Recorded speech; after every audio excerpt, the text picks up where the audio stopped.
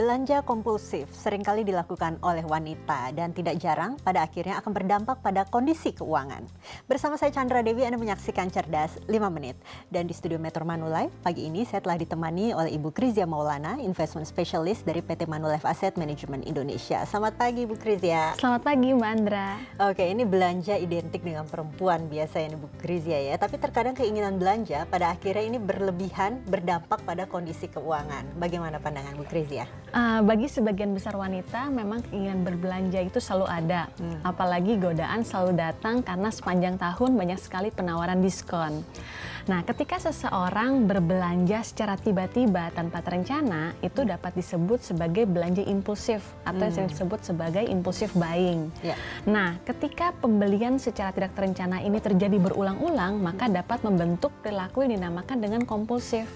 Sehingga pembelian kompulsif adalah pembelian yang terjadi secara berulang-ulang di mana belinya itu berlebihan. Nah, kompulsif ini tidak hanya dialami atau terjadi pada wanita saja, tetapi juga oleh pria. Dan umumnya ketika orang berbelanja kompulsif, yang terjadi adalah mereka bisa menghabiskan uang belanjaannya atau bahkan uang yang belum dimilikinya dengan berhutang. Yang tentu saja perilaku ini akan kurang baik karena dapat mengganggu cash flow keuangan kita. Nah, supaya kita tidak terjebak dengan pembelian perbelanjaan kompulsif ini, bagaimana? Apakah ada kiat-kiatnya? Pembeli kompulsif adalah konsumen yang kecanduan membeli barang-barang yang tidak dibutuhkannya. Kalau Mbak Andra mungkin pernah baca buku atau nonton filmnya, ini persis seperti karakter Rebecca Bloomwood dalam Confession of a Shopaholic, di mana dia itu punya nafsu berbelanja yang sangat tinggi sampai mengalahkan akal sehatnya. Saran utamanya adalah memang harus benar-benar bisa membedakan mana yang merupakan kebutuhan dan mana yang bukan. Tapi jika kita sudah terlanjur terjebak pada akhirnya berdampak pada kondisi keuangan kita, kemudian bagaimana mengatasinya? Cara yang paling mudah adalah memang pertama kita harus stop berbelanja. Apalagi kalau memang misalnya kebiasaan berbelanja ini sudah mencapai pada tahap yang mengkhawatirkan, misalnya sampai berhutang. Nah, cara yang dapat dilakukan memang harus segera selesaikan hutangnya, bisa dengan dicicil hingga lunas, atau kalau perlu kita bisa mencairkan aset guna membayar hutang tersebut. Jadi hutang harus dibayar terlebih dahulu begitu ya, jangan menambah hutang baru. Tapi tadi kan dikatakan Bu Krizia stop belanja, ini kan cukup sulit ya. Apakah kita masih bisa tetap berbelanja, tapi juga sesuai kondisi keuangan kita juga semakin membaik? Bagaimana? Bisa Mbak Andra, cuman memang belanjanya itu asalkan harus sesuai dengan anggaran dan betul-betul pembelian yang terencana. Misalnya kita sudah tahu mau beli barang apa, berapa harganya, di mana, dan berapa banyak. Lalu kemudian setelah pembeliannya terencana, tentu saja membeli barang-barang yang dibutuhkan.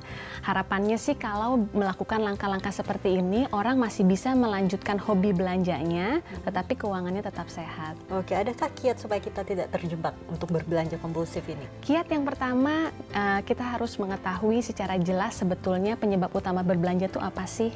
Apakah karena faktor emosi, ngikutin tren fashion, atau memang betul-betul barang yang kita butuhkan? Bisa dengan membuat daftar belanjaan nih sebelum pergi shopping, supaya beli barang-barangnya hanya sesuai yang dibutuhkan saja. Lalu yang kedua, mengendalikan diri, khususnya ketika melihat barang dengan diskon yang sangat besar, jangan sampai kita jadi impulsif buying tadi, tiba-tiba nggak terencana, lalu kemudian belanja. Dan yang terakhir, juga harus berhati-hati dan jangan bergantung pada kartu kredit, karena harus dipahami kartu kredit bukanlah tambahan kekayaan kita. Oke, bagaimana jika kita melakukan, sebelum melakukan belanja tadi, kita barangkali berpikir dulu untuk berinvestasi barangkali ya? Bagaimana pandangannya? Iya, betul sekali. Itu dinamakan dengan pay yourself first, Mbak Andra. Jadi kita merubah siklus konsumsi kita. Dari dulu biasanya belanja dulu baru berinvestasi atau menabung, kita rubah nih, menabung dulu atau berinvestasi dulu, baru kemudian sisanya belanja. Karena sekali lagi, mumpung kita masih bekerja, usia produktif, masih ada penghasilan, sehingga baiknya memang dimasukkan kepada instrumen yang bisa menunjang hari tua kita di kemudian hari. Oke, jadi paling tidak kita bisa menekan juga niat kita belanja sehingga tidak terjebak dengan belanja kompulsif tadi ya. Iya, betul. Terima kasih Bu Krizia atas waktunya. Dan pemirsa, demikianlah Cerdas 5 Menit, Cerdas Finansial untuk episode kali ini. Saya Chandra Dewi, terima kasih dan sampai jumpa. Dipersembahkan oleh